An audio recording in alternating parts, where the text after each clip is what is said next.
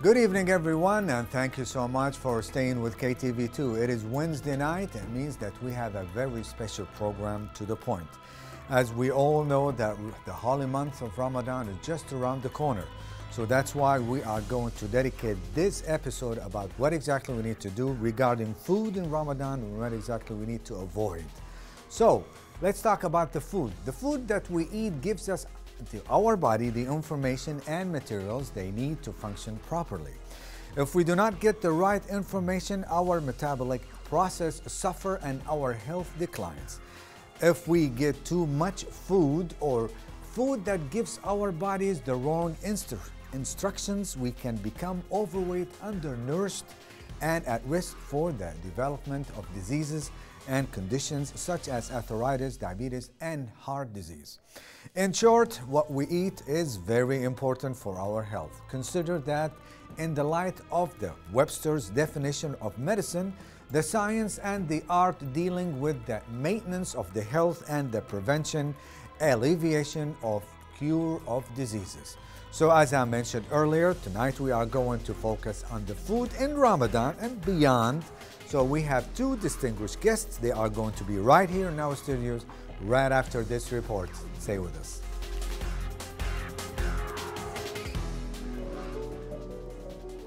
How to stay healthy during Ramadan. Ramadan is a time of spiritual purification and fasting, but the fasting can take a toll on your body. Follow these steps to stay healthy during Ramadan. You will need water, nutritious food, light exercise, and normal portion sizes. Optional, wheat bran or oatmeal. Step 1. Drink plenty of water during fasting breaks. When you are fasting, it is easy to become dehydrated. Dehydration can cause headaches, fatigue, dizziness, and irritability. To determine the amount of water your body needs daily, divide your body weight in half. Half of your body weight is the amount of water you need in ounces. Step 2. Eat nutritious food when you break the fast. Stick to the major food groups including bread and cereal, milk and dairy products, fish, meat, and vegetables and fruit. Fruit assists with digestion and helps prevent constipation. Step 3. Eat slowly. The longer you chew your food, the less work your digestive tract needs to do, absorbing more nutrients. Step 4. Don't skip suhoor. Suhoor, the pre-dawn meal, will give you the energy you need for your daily activities while fasting. Eat wheat bran or oatmeal at suhoor. Wheat bran and oatmeal are great sources of dietary fibers. Dietary fibers help dissolve harmful toxins from the body. Step 5. Exercise, but be careful not to overdo it. Light exercise helps maintain your energy level when you are not consuming food. Step 6. Eat normal portion sizes at iftar. Iftar should consist of a normal serving or less. Stay healthy during Ramadan. Eating too much at iftar can create an overload of sugar in the blood and cause damage to the body. Did you know? In most Muslim parts of the world, restaurants and coffee shops are closed from dawn to dusk during Ramadan.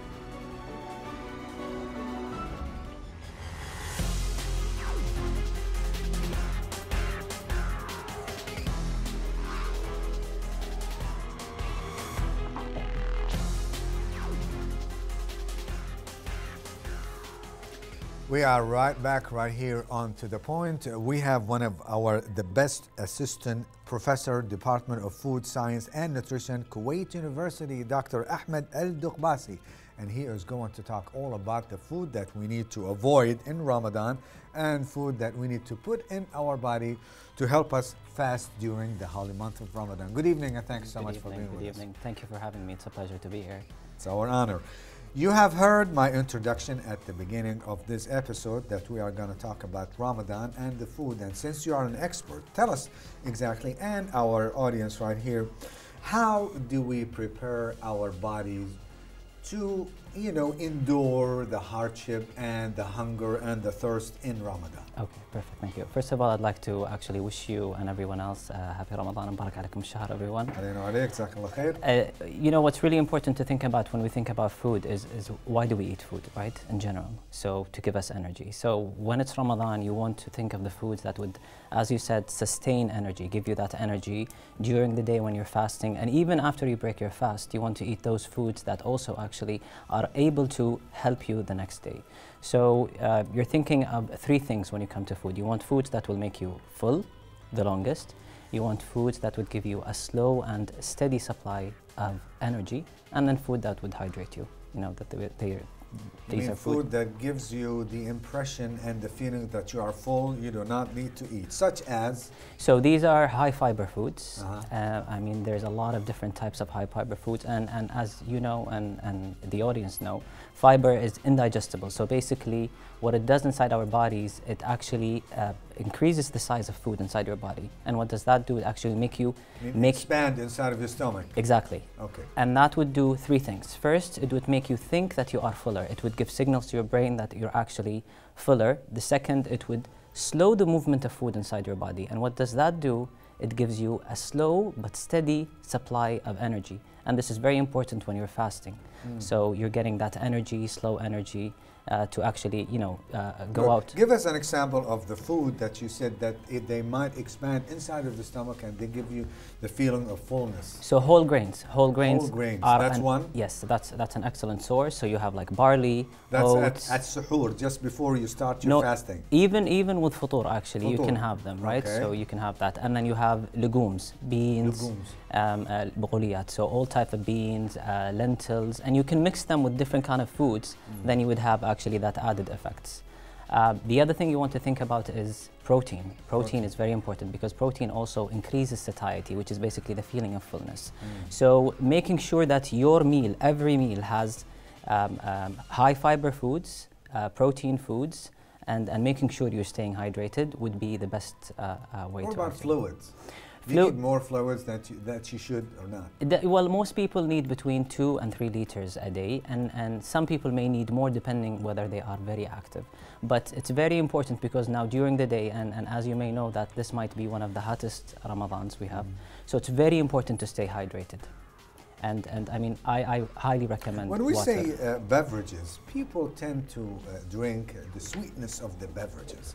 We're not going to name the beverages that we need to avoid because they contain like 1 million calories and probably 2 or 3 kilograms of sugar.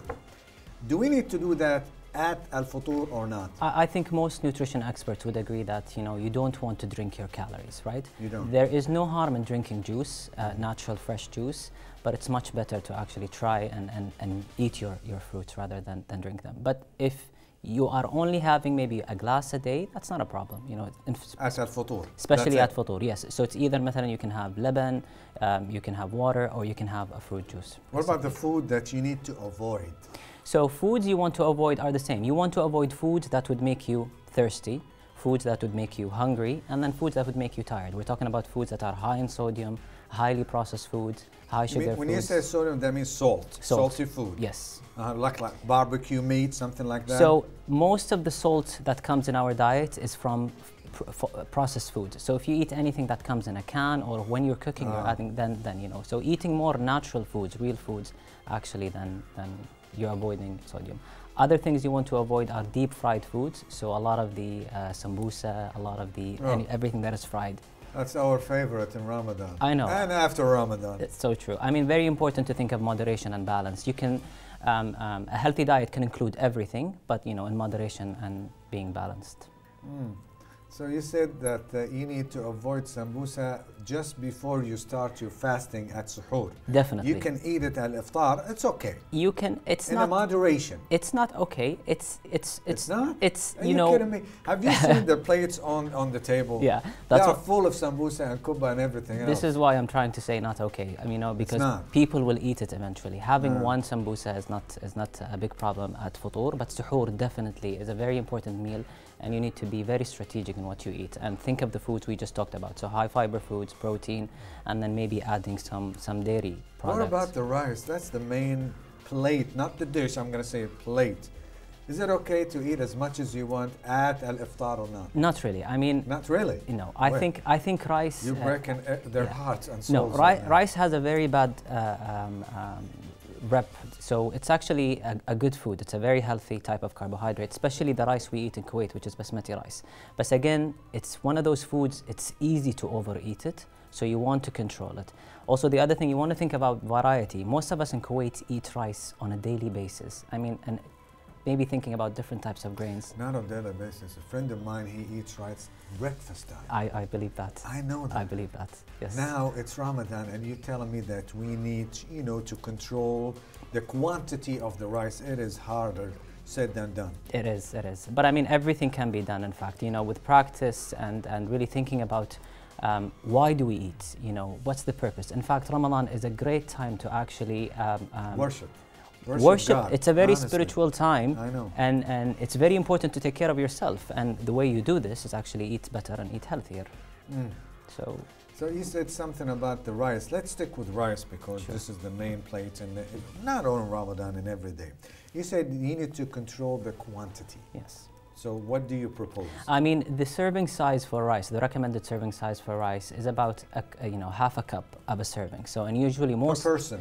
No, well, not the whole time, per serving. Serving. So most people need to eat between 6 to 8 servings of carbohydrates because rice is a type of carbohydrates. So, you know, I'm not recommending that. You can eat probably 3 cups of rice, but throughout the day, not at one setting, right? But this then would limit the type of nutrients you get. That's why it's very important to change. So one day you're eating rice, diversify. The other day you're eating oats or barley or mixing. Pasta is good. But what I want to say about rice, especially basmati rice, and basically I'm promoting basmati rice, no, that's all right. It's actually that's the best rice in the world. It has something. One of its quality, it's low glycemic index. Low glycemic index. And that? And the glycemic index is a scale we use to categorize foods, and it tells us how much that food is going to raise. This rice is the lightest rice. Not the lightest. Not fattening? It's a medium. So medium. It's actually, it will not raise your blood glucose so fast. And you know, blood glucose is basically the currency, the energy currency in our bodies. So basically, it's the most important energy currency. And in Ramadan, when you're fasting, as I said, you want something that is slow and steady. In the Far East, they eat rice like I would say maybe 10 times a day. Yeah. I do not get so fat. Yeah. How come we get fat in Kuwait and people in the Far East do not? Well, I mean, I don't think it's just rice in Kuwait or anywhere else. It's more than just rice, right? You know, the whole food environment that we live in is very... Not to mention the spices on top. Yes, definitely. That's fattening too. No, spices are actually good. Good? Yeah, spices are actually good. Yeah, spices are good. In fact, a lot of spices. So, you know, spices include a different, you know, it includes herbs, it includes, concentrates of vegetables. So all of these can actually help you. Some actually spices can help you even raise your metabolic rate, which may contribute a little bit to weight loss. Spices might hurt the stomach.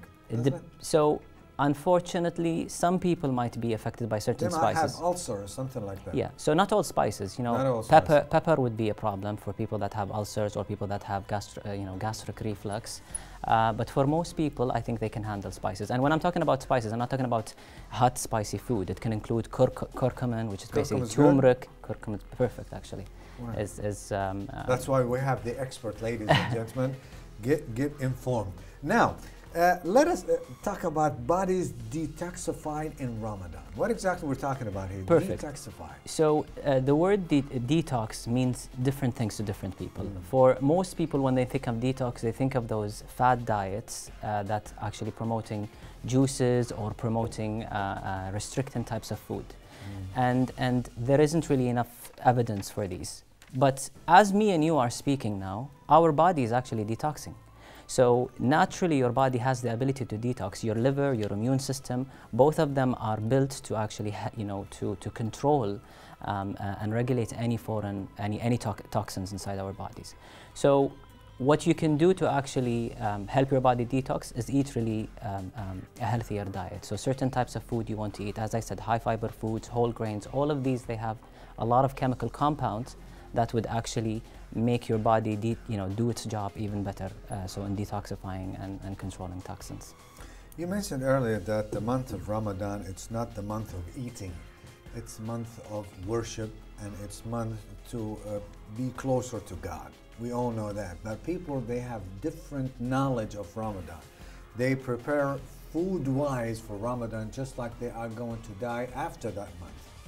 So you must have a goal in Ramadan so you can accomplish, like you can get closer to God, and also in the same time you can lose weight. Definitely. How about that? Definitely. I mean, Ramadan is actually, and I think most experts would agree on this, Ramadan would be the best, one of the best opportunities to actually lose weight.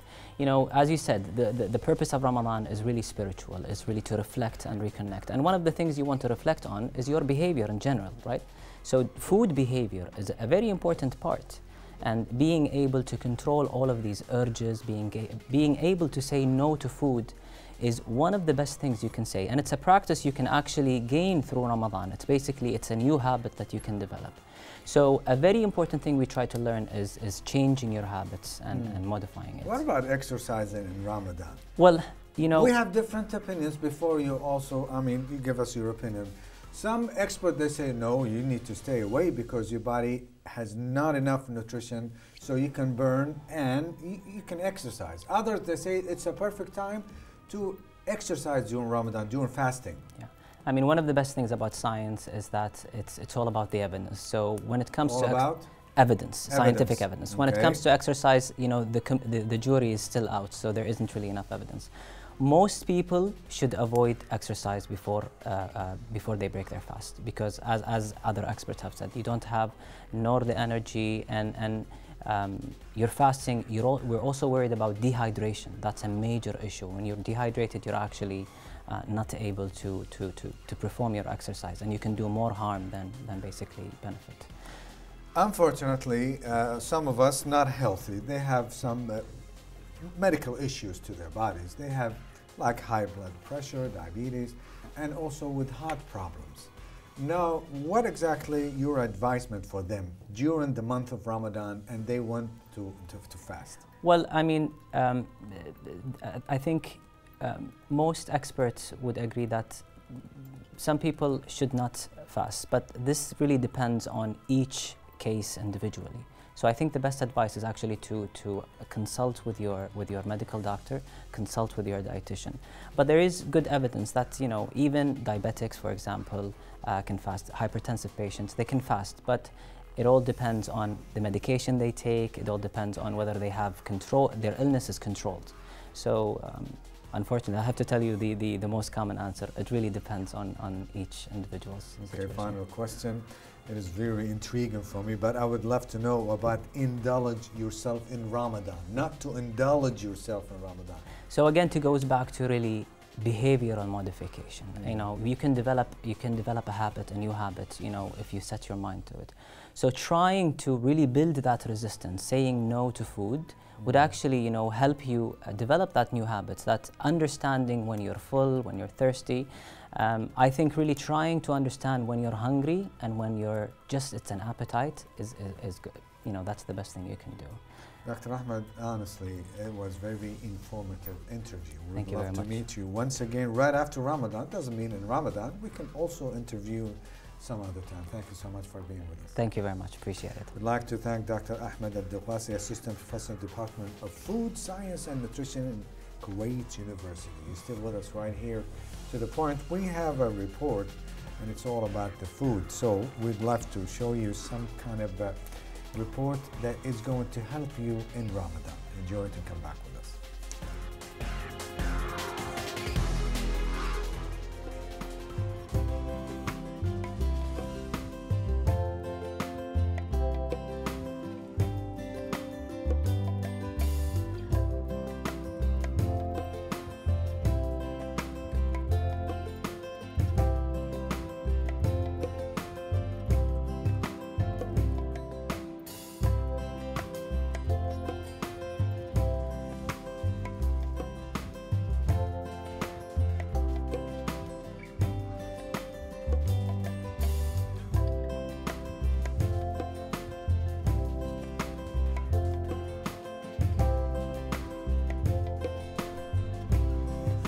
In the past, people obtain all vitamins and minerals from normal diet, and no supplements were required. But now we are not eating a balanced diet, but eat more of junk food and fast food and more sugar and fat. So we need vitamins and minerals supplement. Secondly, we don't go outside. Kids also stay inside playing computer games with the new technology. So most of us are deficient in vitamin D particularly. It is now recommended that most us need to take as a supplement a limit of vitamin D supplement daily. As some vitamins and minerals are lost during the processing and manufacturing of food, these people should consume fortified food or take some supplements. Dates are stable food along with dairy products. Both of these foods are rich of vitamins and minerals. Many fruits like figs and apricot, browns, and nuts are eaten during Ramadan. A number of herbs like parsley and dill, coriander, and thyme like za'atar could be taken.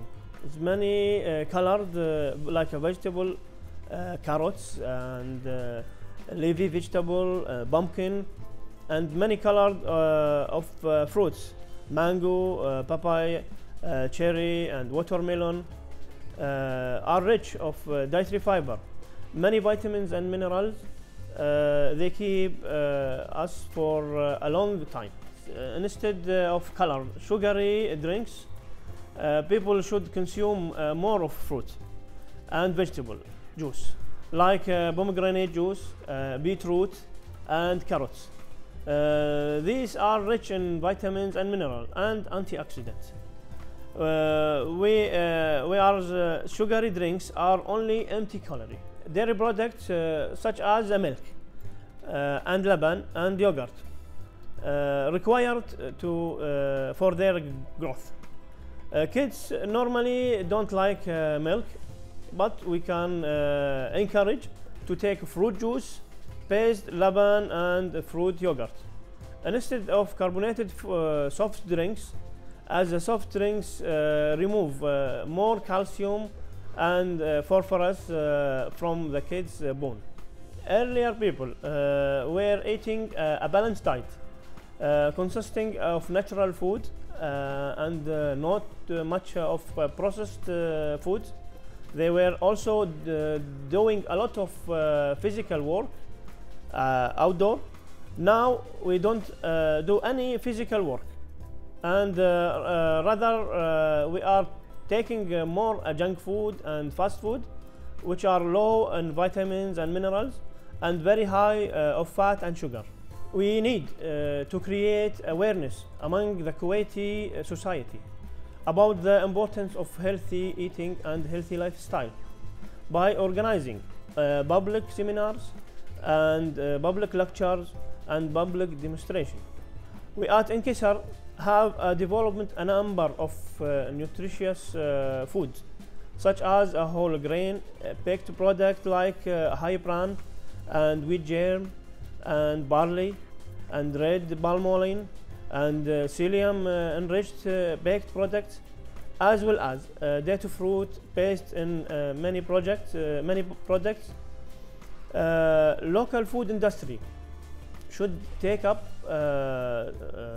this Kisar technology to produce vitamins and minerals, dietary fiber, and antioxidant processed products for consumption by the Kuwaiti population. This would efficiently improve the health status of our population.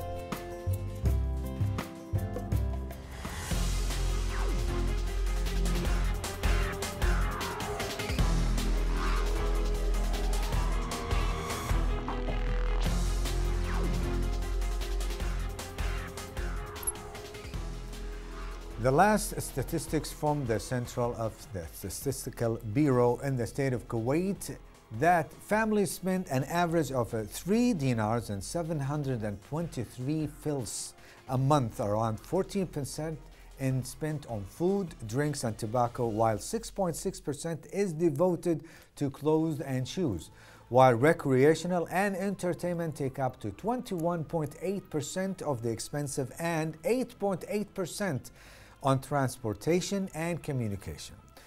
When we are done, and also we are talking about the finance and the budget, nowadays it's difficult task for people, especially with back-to-back occasions such Ramadan, Eid, and summer traveling season.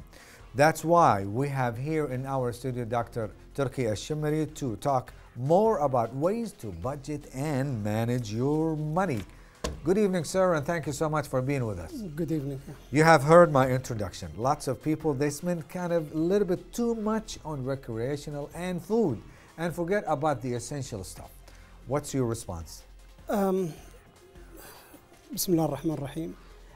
Actually, there is a line of research that supports the fact that in Kuwait, actually in the Gulf region, it's very homogeneous behavior consuming behavior. That research findings say that there is some sort of consuming called conspicuous consumption, which means that people have a propensity to consume more than the average. That's in the Gulf region. People, it's something related to our tradition and culture. They tend to show off with their purchasing. They tend to pay more than what they need. Actually, it's something very cultural. We cannot, get rid of it. We need to change our habit and custom. That takes a long time. Actually, it's been accumulated over the last 40 years. We have been fortunate and privileged with the coming all in the sudden a big fortune to us, and our families, like our fathers, were suffering in the past, and all of a sudden, a big fortune come to the people in the Gulf and in Kuwait. So they want to, to have that type of consumption, and there is nothing wrong with that consumption, but it should be devoted only to certain segment of people, like wealthy people. When they expand their money in that in that manner, it's acceptable all over the world. But the problem when most people, if not all people in Kuwait, tend to show off with their purchasing and with their consumption. Can we stop on this point right here? You have raised a very interesting point that people in the region, the GCC region, they love to show off with their purchasing, and they love to live a lavish life, to spend more and more. Why? Why? We need to know why. We need to honestly to diagnose we're not going to call it a disease or something, but to diagnose the problem. It's called a disease, by the way. I don't want to call it that. It's called Dutch disease in economics. That's all right. Okay, diagnose and then put a cure for it. Yeah. That's why you are here in our studio. Yeah, actually, I'm not a psychologist to answer that, and there is try to be one. Yeah. As I said before, it's part of our tradition. Actually. Tradition. Yeah, okay. Tradition. We have dignity, and we want to show off that we are capable of having things. Generosity and hospitality. It relates also to generosity. It relates to many things that relate to the developed mentality of people in Kuwait and in the Gulf, in the GCC countries in general.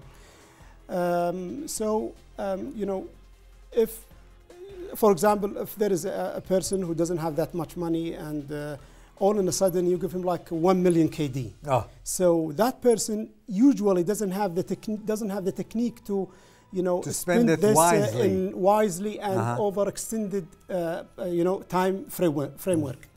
So that's why we have this type of behavior. That's why you are here in the studio. We would love from you to hear how to manage the 1 million KD that I'm going to inherit. What exactly I need to do? Actually, what we usually do, there is a scientific, there is a part of the science called personal finance. That's what we teach in university. And we have devised in the department, a course that deals with personal finance. You remember we had that crisis called debt crisis, personal debt crisis for people who got, where unfortunately lots of people went to jail because of their mismanagement of the money. So we devised that course just to tell people, that course is given, in every part of the world. So it's one way to change the culture, the negative cultural aspect with the people. So we started with our students. We gave lots of training seminars, free training seminars in university.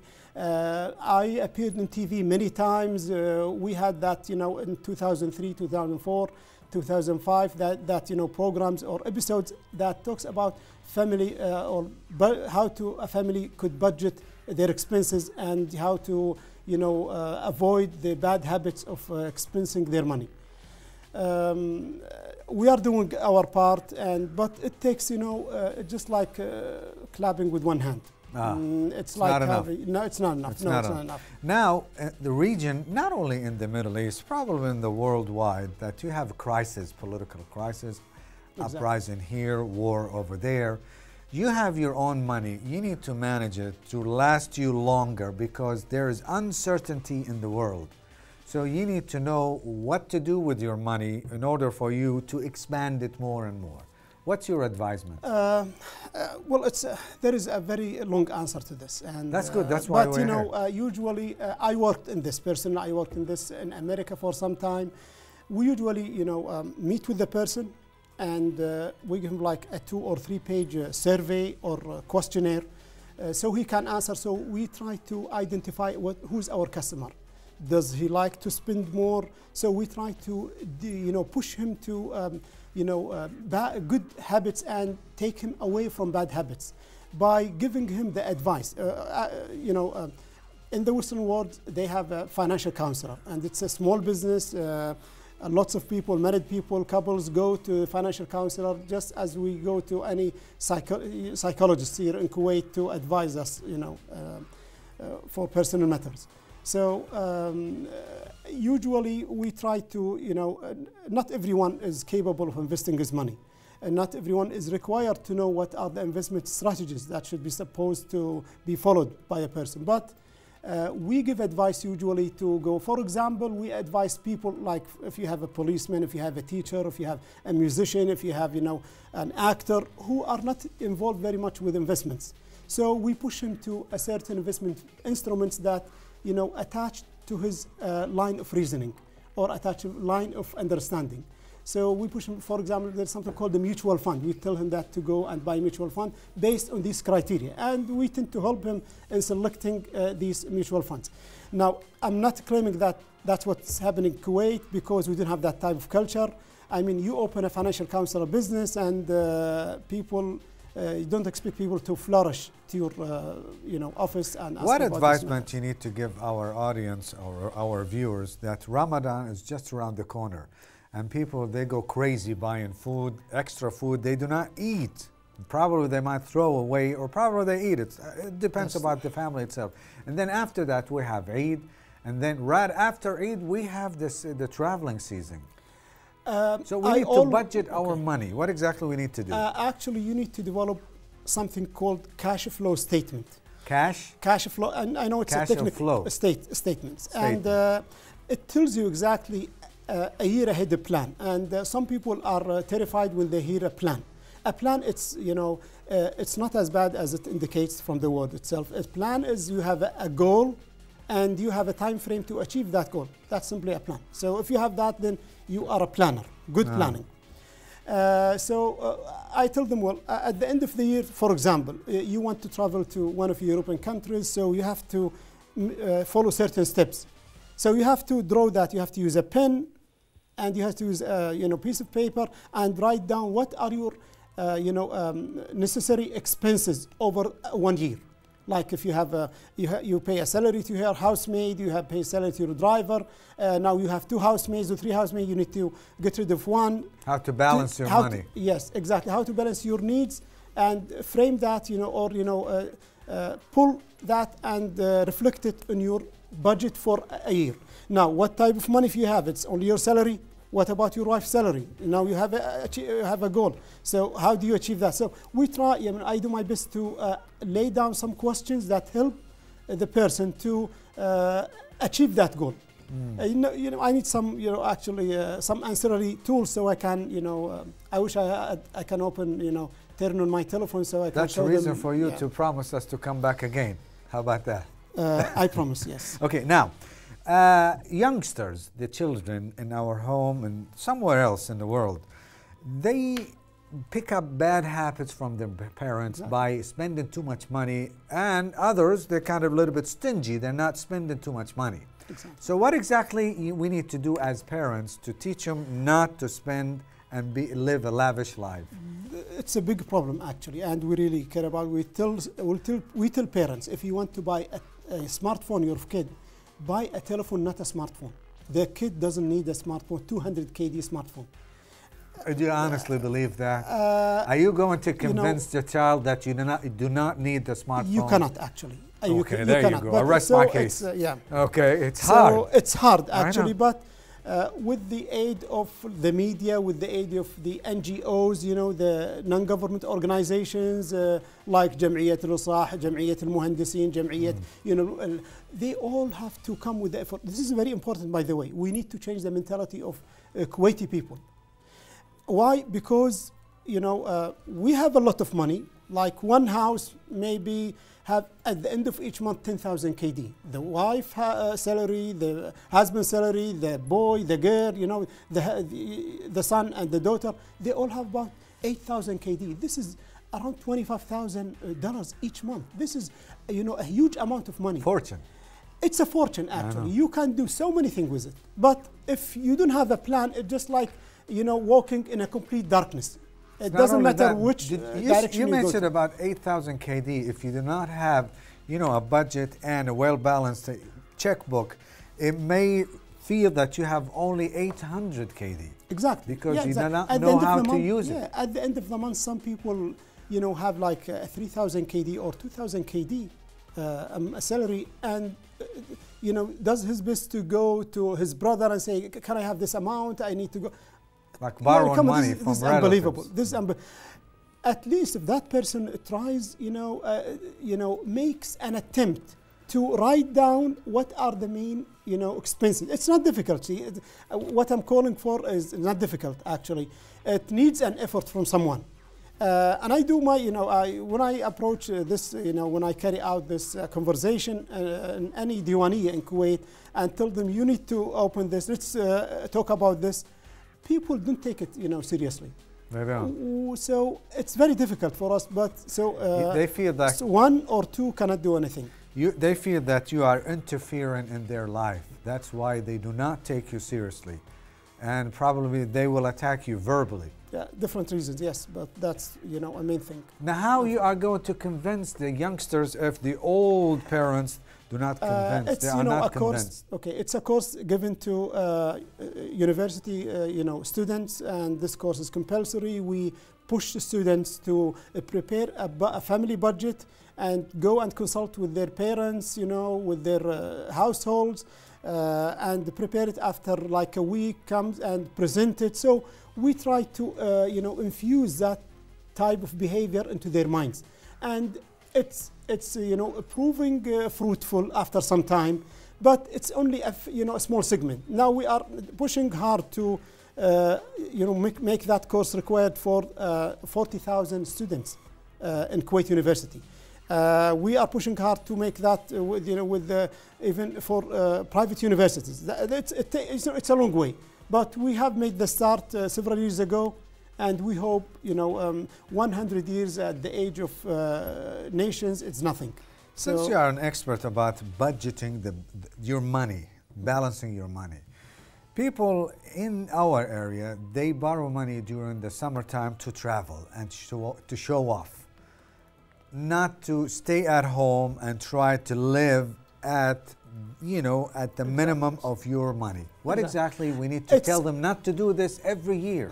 It's a conspicuous consumption again. Okay. It's, a show-off behavior. But I tell them, listen, you are buying tickets, for example, for the whole family with 6,000 KD. I tell them, if you plan several months ahead of time, several months, not 1 year. When I say several months, like 4 or 5 months, then you would have paid for the tickets only 1,500, 1,500 KDs. Instead You of mean 6,000. purchasing the ticket Yes. ahead So of time? with the planning, you could save your money. You could save your That's budget. one. You could, so that's one very important thing. You know, we tell them, instead of having this occasion every year, you can take it 1 year and spend the other year in country, or drive your car to a neighboring country, and you can have it not every other year, something like that. We have the different strategies to tell those people. But again, it's like having one person pushing, a bad desert storm. That's beautiful. I mentioned at the introduction that people tend to spend more money on food they do not need. Like if they go to a restaurant, you have a meal, maybe you need half of it, but why do they order more than enough? Why?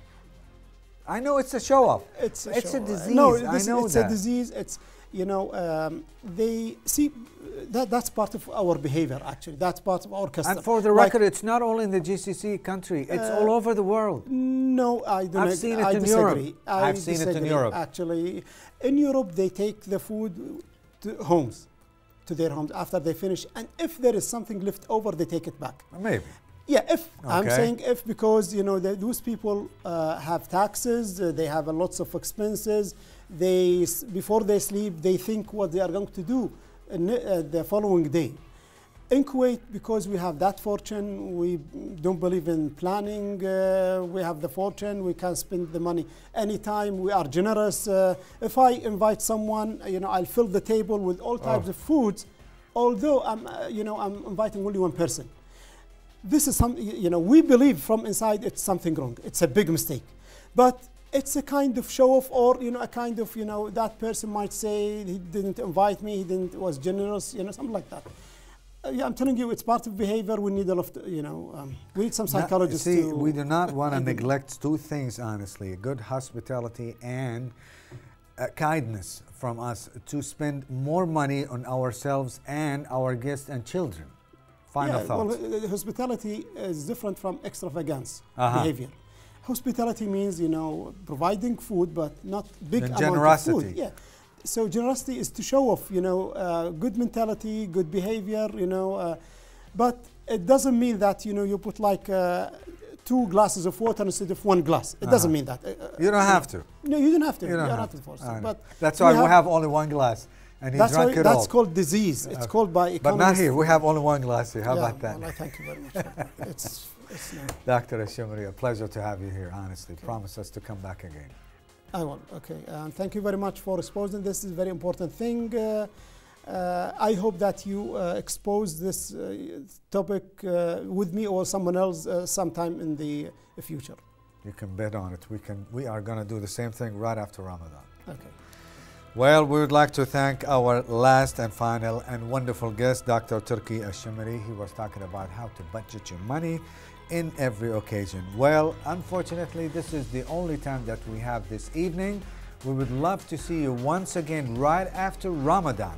During the period of Ramadan, we are going to pray and fast and think about something new to present to you right after the month of Ramadan. So make sure to come with us next month.